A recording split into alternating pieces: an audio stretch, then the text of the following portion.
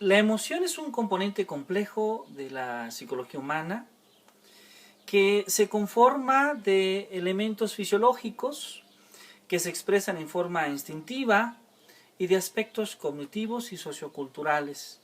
Algunos que son inconscientes, otros son inconscientes, lo que implica en cierta medida que las emociones, especialmente las secundarias o los que llamamos sentimientos, pues también son aprendidas y son moduladas por el entorno sociocultural y guardan una relación de pertenencia en el contexto siempre que éstas se expresan.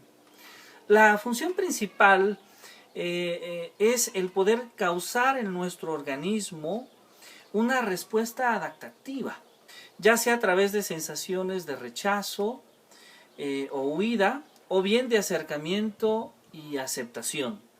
Las emociones se pueden clasificar en emociones básicas de respuesta instintiva, como puede ser la ira, la alegría, la tristeza, el miedo, el asco o la sorpresa, ¿sí? Y en emociones secundarias o sentimientos que conllevan un componente cognitivo y cultural que va a complejizar su expresión, ¿sí? Que va a complejizar su expresión. Y en emociones secundarias o sentimientos que conllevan un componente cognitivo y cultural que complejiza su expresión y entendimiento, como puede ser la gratitud, el respeto, el perdón, la benevolencia, la contemplación estética, la envidia, los celos, el odio, la frustración, la vergüenza, entre otros. Para otros autores, las emociones las podemos clasificar en dos grandes categorías, las que vamos a llamar emociones positivas o constructivas, que generalmente producen estados de bienestar, y aquellas que vamos a llamar negativas o aflictivas, que producen estados de malestar. Para la psicóloga Imelda Parra, la emoción es una reacción compleja ante un estímulo externo, algo que veo o que oigo, o interno, como puede ser un pensamiento o un recuerdo, que impulsan hacia la acción, son más intensas y duran menos tiempo que los sentimientos. Los sentimientos, por su parte, son la suma de una emoción más un pensamiento. Por lo tanto, son experiencias subjetivas con una base emocional y se caracterizan por una mayor duración que las emociones, ¿sí?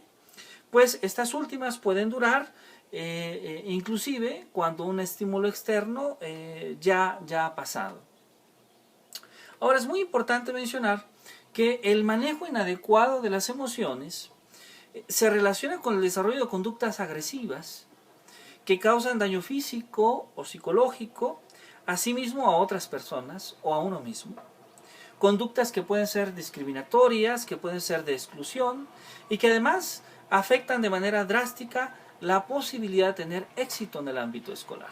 La psicóloga Cristina Salgado define las emociones como sensaciones que experimentan los seres humanos en las cuales la experiencia puede ser vivida como algo real o como algo imaginario y que tiene una influencia amplia en la forma en la que nosotros vivimos. La psicóloga América Huerta nos dice, por ejemplo, que las emociones son reacciones corporales ante un suceso interior o exterior y que involucran en gran medida la manera en la cual nosotros vemos el mundo. Para Denzin, una emoción es una experiencia corporal viva, veraz, situada y transitoria, que impregna el flujo de la conciencia de una persona, que es percibida en el interior de y recorriendo el cuerpo, y que durante el transcurso de esa vivencia sume a la persona y a sus acompañantes en una realidad nueva y transformadora o transformada.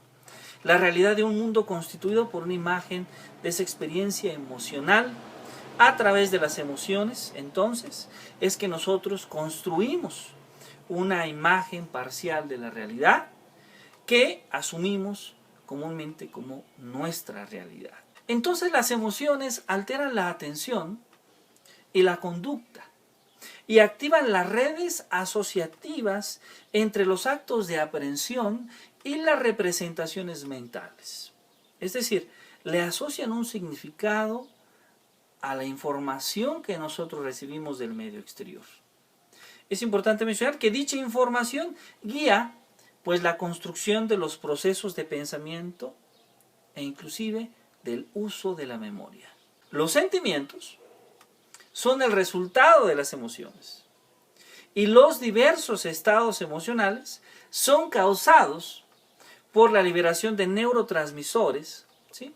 Estas biomoléculas que permiten la transmisión de la información desde una neurona hacia otra neurona o de una neurona a una célula muscular o a una glándula. Y también por hormonas que convierten las emociones en sentimientos y en expresiones del lenguaje o del cuerpo. Salovey y Mayer nos dicen que la emoción también la podemos definir como un conjunto de metahabilidades que pueden ser aprendidas y que estructuran el concepto en torno a 5 dimensiones básicas que son referidas al conocimiento de las propias emociones, a la capacidad del autocontrol, a la automotivación, al reconocimiento de las emociones de los demás y al control de nuestras propias relaciones personales. Bueno, la inteligencia emocional parece contribuir a aumentar la competencia social mediante la empatía y el control emocional, incrementando la sensación de eficiencia en las acciones que emprendemos los seres humanos. En la educación, el equilibrio emocional incrementa el aprendizaje, ya que la motivación como elemento significante del aprendizaje tiene un carácter emocional. Cabe mencionar que el equilibrio emocional incrementa el aprendizaje, pero no así su ausencia. Por ejemplo, en los estados de ánimo bajo o en los estados de ánimo intenso. En 1980 se prueba que a poca activación emocional hay poco aprendizaje. Y si esta activación emocional se sigue incrementando, se eleva el aprendizaje hasta un punto óptimo, a partir del cual se sigue incrementando, si se sigue incrementando, el aprendizaje disminuye. Esto lo conocemos nosotros como la ley de Yerkes-Dodson, justamente. Las emociones entonces están íntimamente relacionadas con el aprendizaje. Lo pueden facilitar o lo pueden obstruir. Por ello es necesario desarrollar en el aula situaciones didácticas en un ambiente de confianza, cooperación e inclusión que favorezca el aprendizaje de los niños y de los jóvenes.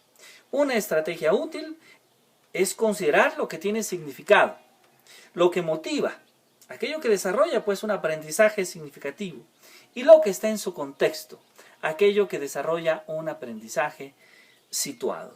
El desarrollo de las habilidades socioemocionales favorece el desarrollo académico, promueve las relaciones armónicas entre los compañeros o compañeras y disminuye los problemas de conducta y acoso escolar.